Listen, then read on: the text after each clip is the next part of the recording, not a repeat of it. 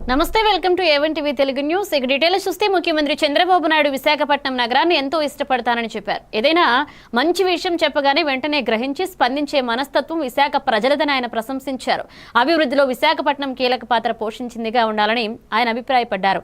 భవిష్యత్తులో విశాఖను ఆర్థిక, పర్యాటక, సాంకేతిక రంగాల్లో ప్రపంచ స్థాయికి తీసుకువెళ్లేందుకు కృషి చేస్తానని సీఎం తెలియజేశారు. ప్రజల సహకారం ఉంటే విశాఖను ఒక గ్లోబల్ సిటీగా తీర్చిదిద్దాలనే లక్ష్యంతో ముందుకు వెళుతున్నామని వివరించారు. విశాఖ ప్రజల చైతన్యం, ఆత్మీయత తనను ఎప్పుడూ ఆకట్టుకుంటుందన్నారు సీఎం.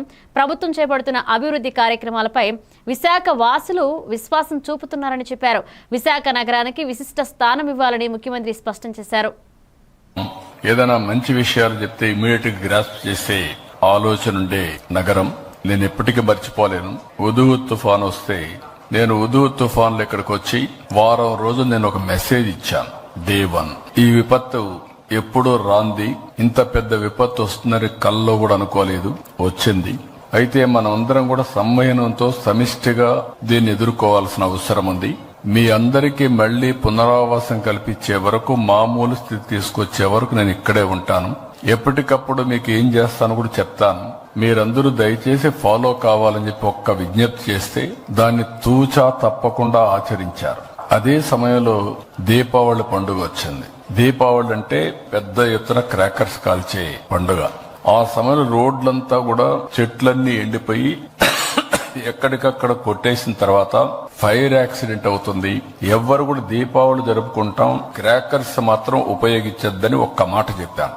ఒక్క క్రాకర్ కూడా ఉపయోగించలేదంటే అది ఇక్కడుండే క్రమశిక్షణ, సామాజిక బాధ్యత. అలాంటి ఒక హిస్టారికల్ సిటీలో రాబోయే 5 రోజుల్లో ఒక హిస్టారికల్ ఈవెంట్ కు నాంది పలుకుతున్నాం. 11వ సంవత్సరం అంటే 10 సంవత్సరాలు పూర్తి చేసుకుని 11వ సంవత్సరం ఇంటర్నేషనల్ యోగా డేకి నాంది పలుకుతున్నాం. ఇటీవల కాలంలో నేను ప్రధానమంత్రి గారిని కలిసినప్పుడు వారు ఒకటి ఆఫర్ చేశారు. 10 సంవత్సరాలైంది, యోగా డే జరుపుకుంటున్నాం. విశాఖపట్నం అనువైన ప్రదేశం, అక్కడ మీరు చేయగలుగుతారంటే హ్యాపీగా చేస్తామని చెప్పి నేను ఆమోదించాను. ఎందుకంటే మొట్టమొదటిసారిగా ప్రధానమంత్రి గారు యోగాని గుర్తించడమే కాకుండా UN కన్విన్స్ చేసి, యునైటెడ్ నేషన్స్ కన్విన్స్ చేసి యోగా డేని ప్రపంచమంతా కూడా జరుపుకునే విధంగా కార్యక్రమానికి శ్రీకారం చుట్టారు. అప్పటి నుంచి 10 సంవత్సరాలు ప్రమోట్ చేశారు. ఇప్పుడు 11వ సంవత్సరానికి ఎంటర్ అయ్యే ఈ సందర్భంలో విశాఖపట్నం యోగా డేకి అనువైన ప్రదేశం, one of the best city. ఒక పక్క ఆర్కే బీచ్ నుంచి భోగాపురం వరకు ఇండియాలోనే ఇలాంటి ప్లేస్ ఎక్కడా ఉండదు. అలాంటి సుందరమైన నగరం.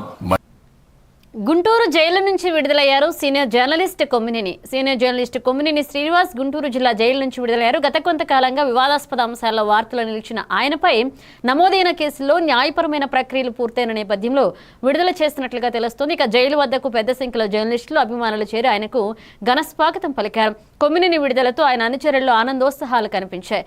మీడియా స్వేచ్ఛకు ఇది ఒక కొత్త ఉదాహరణగా పలువురు జర్నలిస్టులు అభిప్రాయపడుతున్నారు. తనపై కేసులు రాజకీయ ప్రేరణతోనే పెట్టినవని, వాస్తవాలు త్వరలోనే బయటపడతాయని కొమ్మినేని మీడియాతో అన్నారు. జర్నలిజం పట్ల తన నిబద్ధతను కొనసాగిస్తా అన్నారు. రాష్ట్రంలో మీడియా స్వేచ్ఛపై ఈ సంఘటన మరింత చర్చనీయాంశంగా మారిందన్నారు.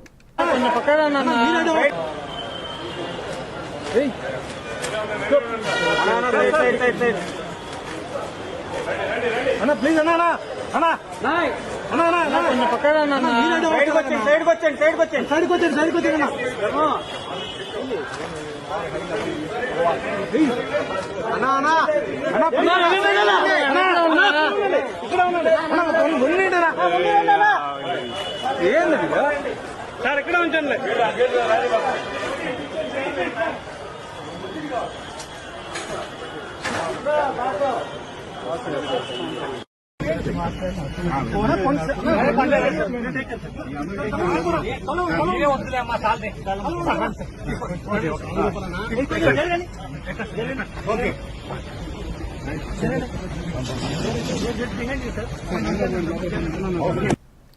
బీఆర్ఎస్ నేత కేటీఆర్ పై ఎమ్మెల్సీ అద్దంకి దయాకర్ తీవ్ర విమర్శలు చేశారు. చట్టాలను గౌరవించకుండా న్యాయానికి అతీతంగా ప్రవర్తించడం సిగ్గుచేటు అని ఆయన వ్యాఖ్యానించారు. తనపై వచ్చిన ఆరోపణలు నిరూపించుకోవాల్సిన బాధ్యత కేటీఆర్ పైన ఉందని గుర్తు చేశారు. ఆయన ప్రభుత్వ వ్యవస్థలను కించపరిచేలా మాట్లాడడం బీఆర్ఎస్ పార్టీకి ప్రతిష్ట హానికరమని విమర్శించారు.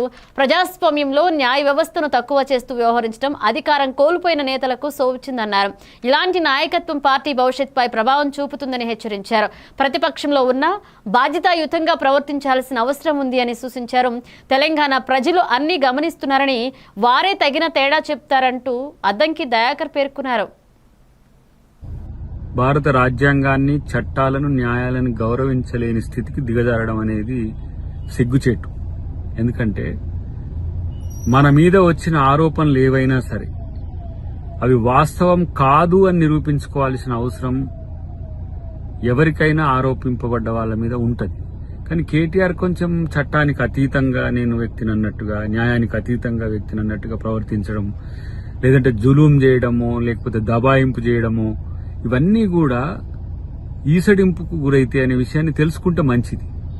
ప్రభుత్వం తనకున్న పరిధిలో ఏ విధంగా అవినీతిని లేదంటే ఆధిపత్యాన్ని కంట్రోల్ చేయాలనో ఆ వ్యవస్థలతోనే ఈరోజు ప్రయత్నం చేస్తున్నది. ఏసీబీ అయినా ఇంకేదైనా కమిషన్స్ అయినా ఏవైనా సరే వాటి పట్ల అనుచితంగా ప్రవర్తించడమే కాకుండా ప్రభుత్వం పట్ల, చట్టాల పట్ల కించపరిచే విధంగా ఉండడం అనేది ఏమి రాజకీయమో మరి కేసీఆర్ తెలుసుకోవాలి.